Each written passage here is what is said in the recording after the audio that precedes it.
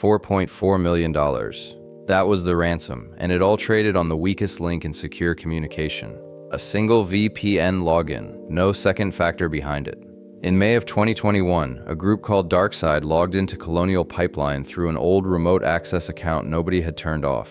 That one login shut down the biggest fuel pipeline in the country, and this is the part that should bother you. That account was doing its job perfectly. The tunnel was encrypted, the traffic was private, everything a VPN promises. It still handed attackers the keys, because a tunnel protects the data moving through it, not the door at the end. Today we open up these secure communication protocols and see exactly what they protect and what they never will. Lewis here, and I want to be precise about the word tunnel because it's the whole objective. Back in episode 41 we talked about where a VPN box sits in your network. That was placement. Today is different. Today we open the box and watch how the tunnel actually gets built. A VPN is simply an encrypted path carved across a network you don't trust. The public internet in the middle sees traffic go by, but it only ever sees scrambled noise.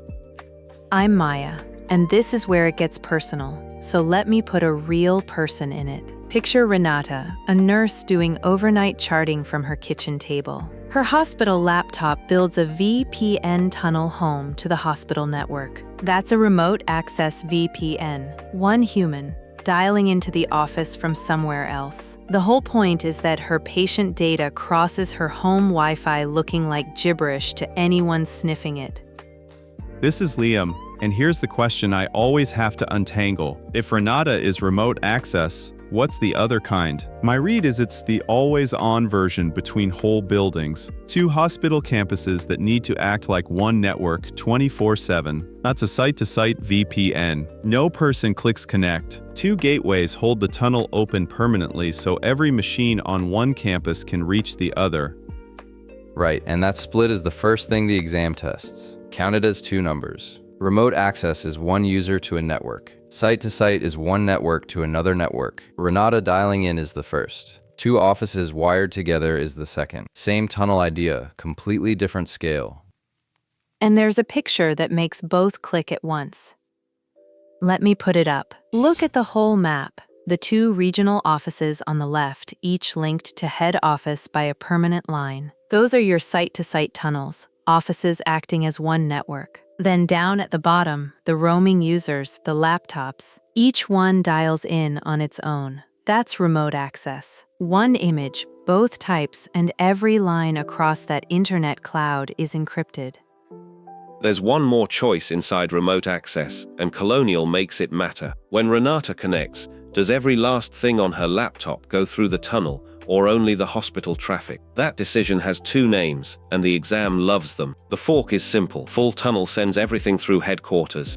Her patient charts and her lunch break video, all of it. Slower, but the company sees and filters all of it. Split tunnel sends only the hospital traffic down the tunnel and lets her personal browsing go straight out. Faster, cheaper.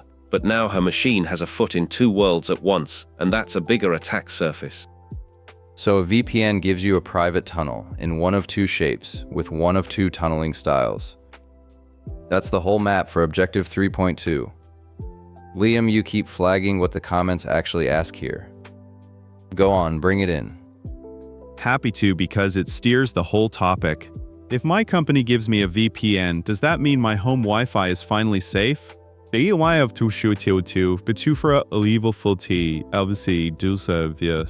The VPN encrypts the path to work. It doesn't clean your home network. It doesn't stop malware already on your laptop, and it can't save a password that leaked. It armors the road, not the car and not the driver. That's the frame for everything coming. A tunnel's only as strong as what authenticates you and what it negotiates, and that's the exact part Colonial got wrong. Coming up, we watch a password fall right off the wire, crack open the handshake that catches an imposter, and take IP seconds apart piece by piece. If you want to drill this cold, free practice questions for every objective live at certs.professorerica.com in exam order. First, what does a network actually see when there's no tunnel at all?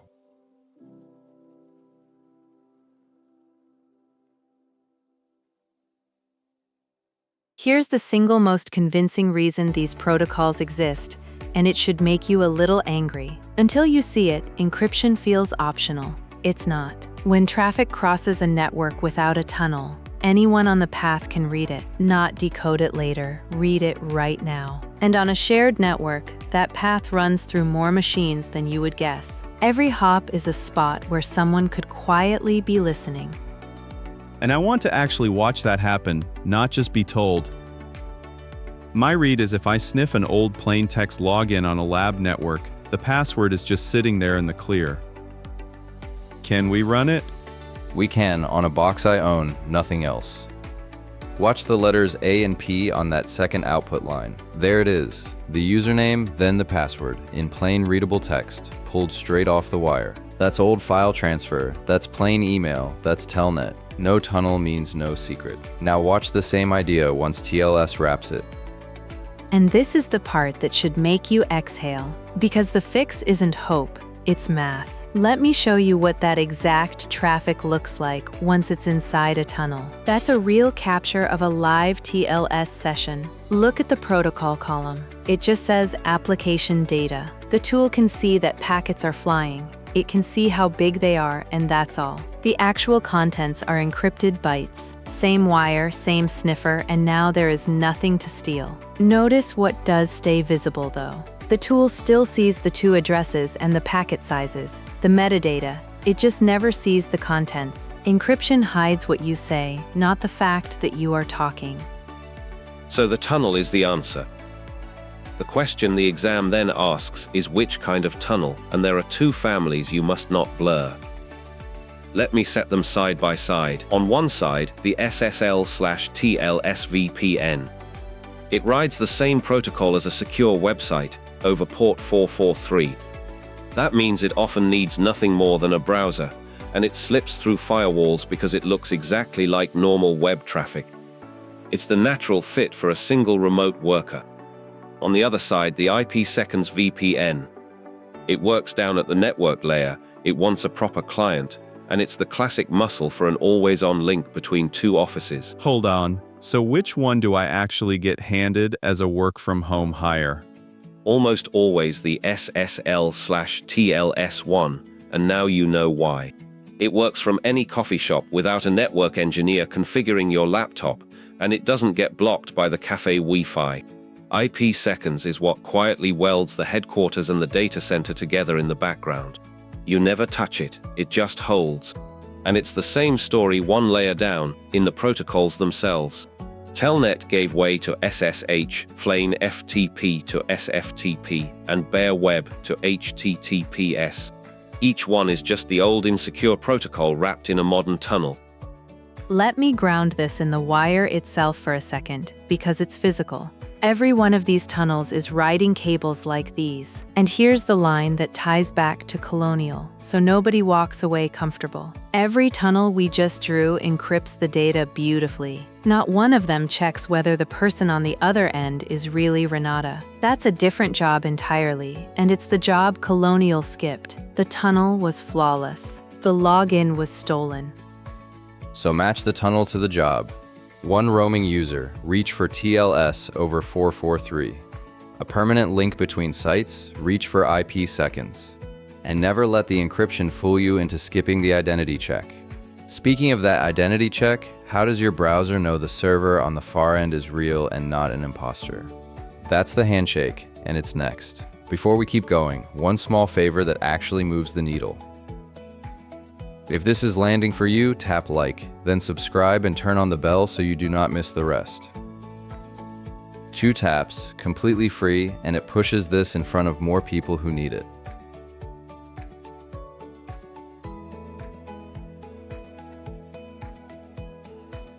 Every secure connection you make starts with a conversation you never see. It takes a fraction of a second, and it decides everything. It decides which crypto gets used, and it decides whether you're really talking to your bank or to someone standing in the middle wearing your bank's name. That conversation is the TLS handshake. Get it right and you're private.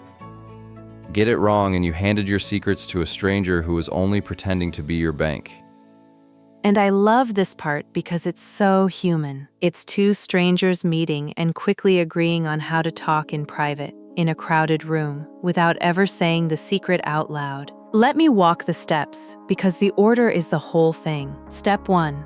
The client says hello. That ClientHello lists which TLS versions and which ciphers it can speak. Step 2. The server says hello back and picks one of each. Step 3. The server sends its certificate to prove who it is. Step 4. Both sides work out a shared key. And only then, Step 5. Real data flows. Hello, pick, prove, agree, talk. Wait, step 4 is the one that always breaks my brain. How do two strangers agree on a secret key while a whole room is listening without anyone else learning it? My read is there's a math trick doing the heavy lifting. It does, and it has a name. Let me put that trick up. This is Diffie-Hellman, and it's one of the most beautiful ideas in the field. Alice and Bob agree on public numbers, out loud, where everyone can hear. Then each mixes in a private secret they never share. They swap the mixed results, and because of how the math folds, they both land on the exact same final secret. Follow the diagram to the bottom. They both reach 18. That 18 was never sent. An eavesdropper heard every public number and still can't compute it. That's the whole trick the handshake rests on. Two strangers, one public wire, and a shared secret that never once travels across it. And here's where the version numbers finally pay off, because they're a favorite exam trap. TLS 1.3 does this whole dance in one round trip. One there and back and you're encrypted. The older TLS 1.2 needed 2 round trips, so it was slower. Let me prove 1.3 is really doing it, live. Watch it lead into the terminal. One command asks a real server to open a secure session and just report what it agreed to. Read the 3 lines it prints back. 3 lines, 3 exam answers. Protocol version TLS 1.3, the cipher suite, the exact recipe of crypto both sides agreed to use. And verification, OK, meaning the certificate chain checked out. That last line is the imposter defense. If that server had shown a certificate that did not verify, this is where the connection should die. And that certificate only counts for anything because a trusted authority signed it. Your browser already ships with a list of those authorities, so it can trace the chain back to one it trusts. And you don't have to take the server's word for its own grade. There are free tools that inspect any public server and rate its TLS the way a health inspector rates a kitchen. Let me show one. This is a public SSL test site. Look at the 2 columns. Recent best, servers earning an A+ for strong, modern ciphers and valid certificates. Recent worst, servers pulling an F for expired certs or crypto that should have been retired years ago. Same test, opposite grades. Your bank should be an A. If it's an F, that's a real red flag. Liam, you flinched the second I said forward secrecy. What's the question? Thanks. If TLS 1.3 finishes in 1 round trip and 1.2 needed 2, did we just buy that speed with something? Because speed is never free. Great question, and the answer is the opposite of a trade-off, which is why it's the exam's favorite. 1.3 got faster and safer at the same time by deleting the weak options. It ripped out old RSA key transport and forced every connection to use ephemeral key exchange. That one change gives you forward secrecy. It means each session mints a fresh throwaway key. So if an attacker records your traffic today and steals the server's long-term key next year, they still can't decrypt what they recorded. Yesterday stays locked. That's why the exam frames 1.3 as strictly better, not merely quicker. The speed was a side effect. Deleting the weak option was the real point. So the handshake is hello, prove, agree, encrypt, and 1.3 made it one trip and locked forward secrecy on by default. TLS is the padlock for a session. Now for the heavyweight that guards whole networks, and it does the job very differently, IPSec.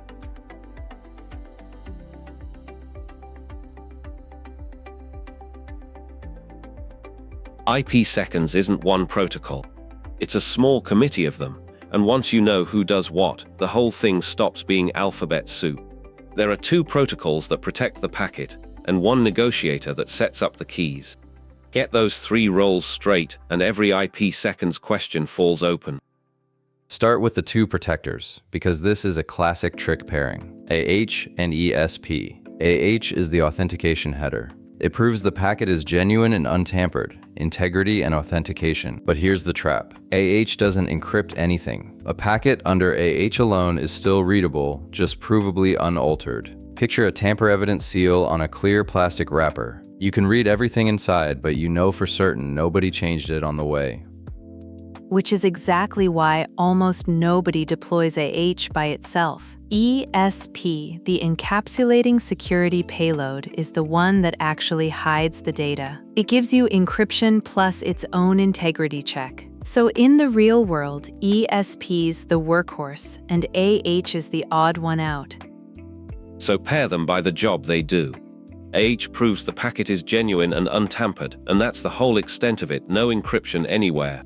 ESP does the hiding, encryption plus its own integrity, which is why it's the one you actually deploy. So when a question says the word confidential, your answer is ESP every single time. AH never hides, it only vouches. Okay, but then there's this other pair of words the exam keeps throwing at me, transport and tunnel. My read is there about how much of the packet gets wrapped up. Is there a picture for that?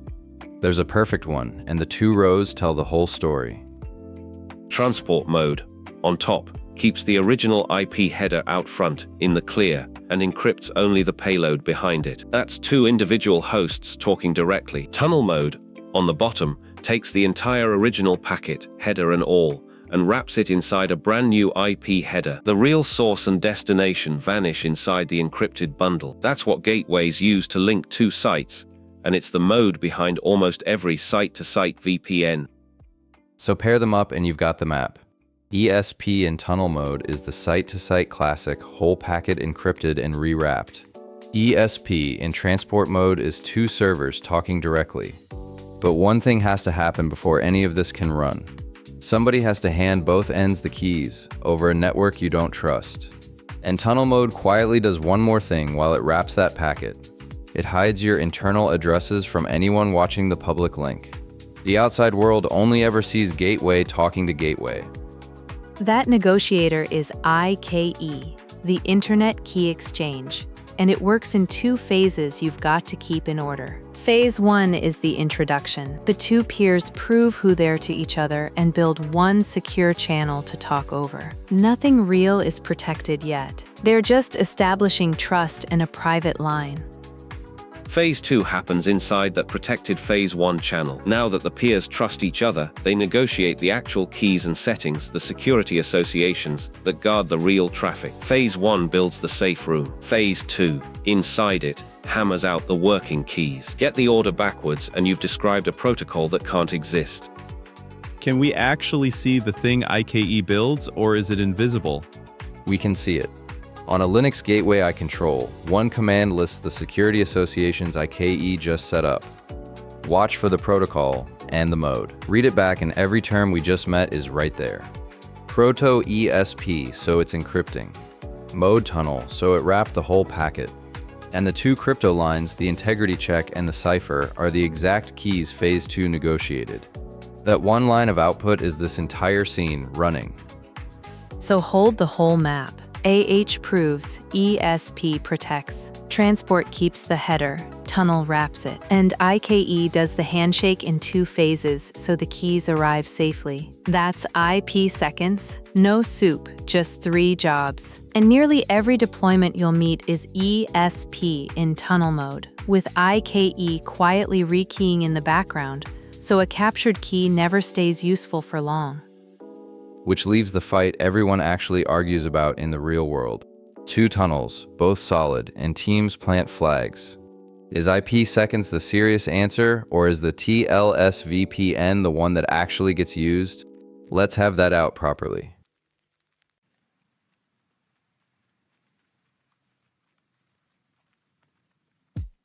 Here's the real decision a company actually faces. You are standing up secure remote access for a workforce, and 2 camps form immediately. One says build it all on IP seconds, the serious network layer standard. The other says give people an SSL/TLS-VPN and get out of their way. Both are correct somewhere. Lewis is making the IPSec case. Maya's carrying the TLS-VPN.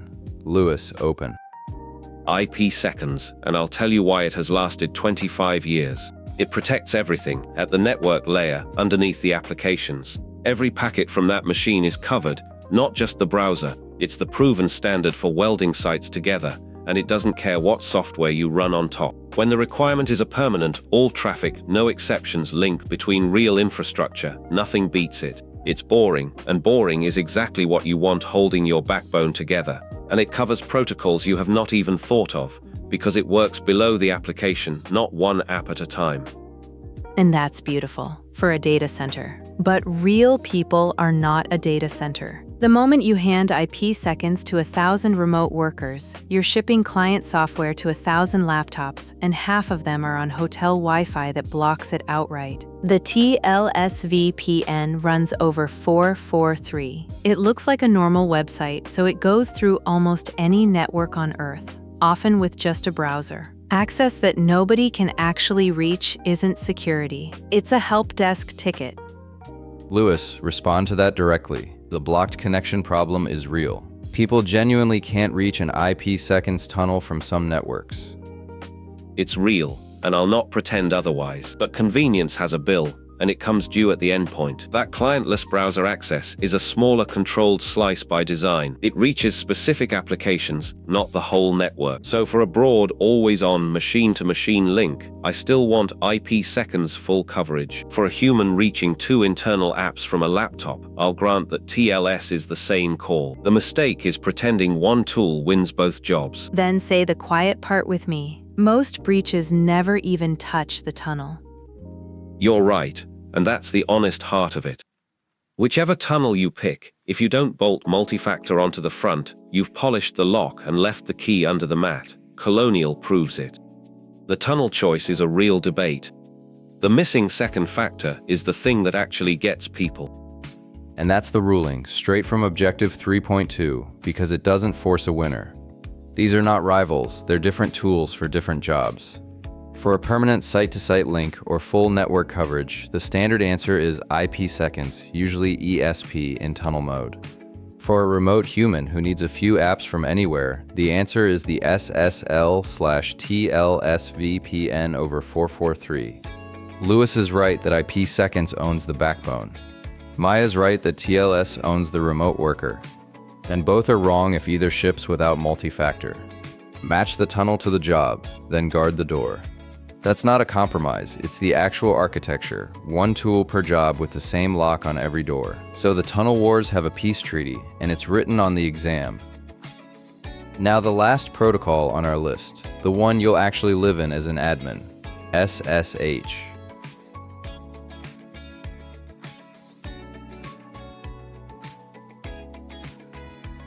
One protocol left, and it's the one you'll type every single day if you touch servers.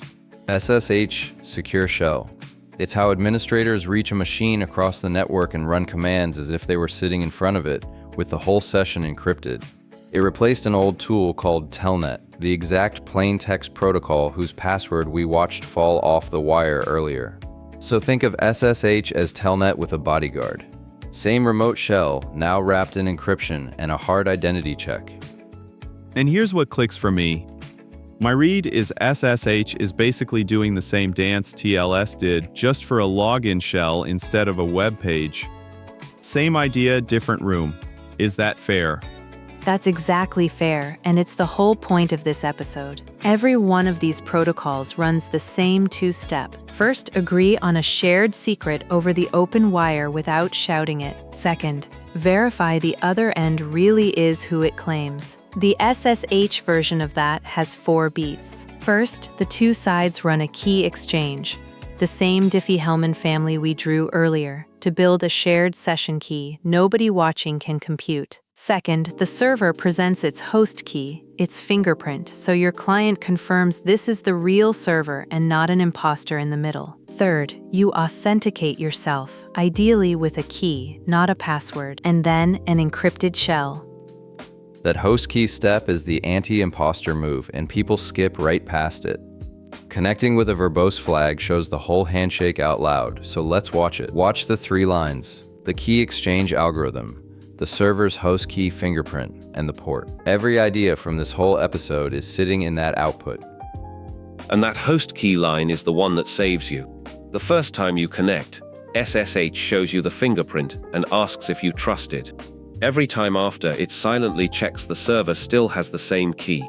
If that fingerprint ever changes without warning, SSH stops you cold, because that's exactly what a machine-in-the-middle attack looks like.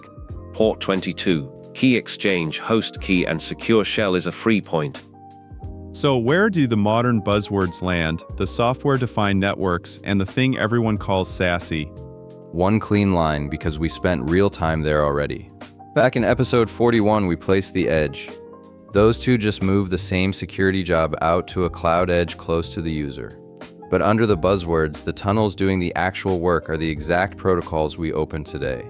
TLS and IPSec. The brochure names change, the handshakes don't. And that raises a genuinely good question, so let's put it to someone who lives in these protocols. Gladly, the thing I keep circling is forward secrecy. So my question for our guest is this. When TLS 1.3 deleted the old RSA key exchange, was that mostly about speed, or was it really about protecting yesterday's traffic? Let me get Professor Novak on the line because she knows these handshakes down to the specification. Happy to join. Honestly, it was about protecting the past, with speed as a lovely bonus. The old RSA key transport encrypted the session secret to the server's one long-term key, which is fine right up until someone steals that key. And on that day, everything they ever recorded just unlocks? Every conversation, going back years, unlocks at once. One key, one skeleton for the whole archive. Forward secrecy breaks that, because ephemeral Diffie-Hellman gives each session its own throwaway key, both sides delete on hang-up, so nothing's left stored to steal. So for a working defender, the one-line takeaway is what? Use current TLS, keep the old versions off, and confirm your servers negotiate forward secrecy. When you see verification OK on a modern cipher, you're private in hindsight, not just today. Thanks for having me on, and that's the quiet gift most people never even know is protecting them. Thank you, Professor. Carry one idea out of this whole objective and make it this. Every secure protocol we open, TLS, IPSec, SSH, runs the same 2 beats. Authenticate the other end, then encrypt the channel. The tunnel armors the road. The handshake checks who's driving. Colonial had the armor and skipped the check. Get both right, and secure communication stops being a pile of acronyms and becomes one idea you already understand.